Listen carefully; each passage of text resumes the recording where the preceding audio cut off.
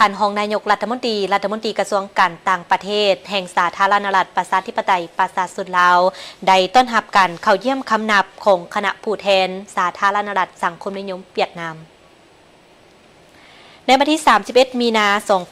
2026 ที่กระทรวงการต่างประเทศสหายท้องสวรรค์พรหมพิหารกรรมการศูนย์กลางภาคของนายกรัฐมนตรีกระทรวงการต่างประเทศแห่งสาธารณรัฐประชาธิปไตยประชาชนลาวได้ต้อนรับการเข้าเยี่ยมคำนับของสหายเหวียนแมงเกืองกรรมการศูนย์กลางภาคของนายกรัฐมนตรีขออภัยรองรัฐมนตรีกระทรวงการต่างประเทศแห่งสาธารณรัฐสังคมนิยมเวียดนามพร้อมคณะ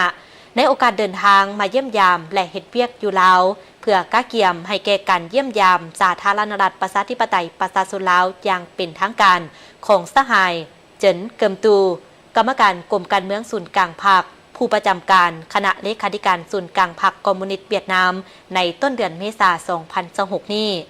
โอกาสดังกล่าวสหายรองนายกรัฐมนตรีท้องสวรรค์พรหมพิหารได้แสดงความยินดีต้อนรับอย่างอบอุ่นและได้ฝากความยื้อยามถามข่าวอันสนิทสนมฐานสหายไอ้น้องถึงสหายเลห่วยจุงกรรมการกรมการเมืองศูนย์กลางภาครัฐมนตรีกระทรวงการต่างประเทศเวียดนาม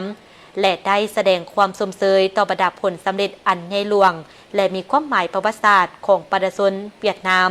ภายใต้การนำพาอันตลาดทรงใสของพรรคคอมมิวนิสต์เวียดนามตลอดระยะ4 ทศวรรษแห่งการเปลี่ยนแปลงใหม่พร้อมทั้งได้ต่างหน้าให้พรรครัฐและประชาชนลาวแสดงความรู้บุญคุณอย่างเลิศเซิงต่อการช่วยเหลืออันล้ำค่าและทันการของสหายเวียดนามไอ้น้องให้แก่ประเทศลาวตลอดมา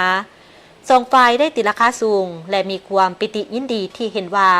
สายพัวพันมิตรภาพอันยิ่งใหญ่ความสามัคคีพิเศษการร่วมมือรอบด้าน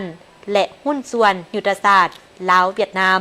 สืบโตได้รับการเพิ่มพูนคุ้นสร้างอย่างบ่หยุดยั้งโดยเฉพาะด้านการเมืองป้องกันชาติป้องกันความสงบและเศรษฐกิจสองฝ่ายเห็นดีเป็นเอกภาพจะสืบโตประสานสมทบกันอย่างใกล้ชิดเพื่อรับประกันให้การเยี่ยมยามของสหายเจินเกิมตูได้รับผลสำเร็จอย่างจบงามพร้อมทางก้าเกี่ยมให้แก่การแลกเปลี่ยนการเยี่ยมยามของการนำคันจูงของสองประเทศในต่อหน้าและการเฉลิมฉลองปีสามัคคีมิตรภาพลาวเวียดนามในปี 2027 ที่จะมาถึงนี้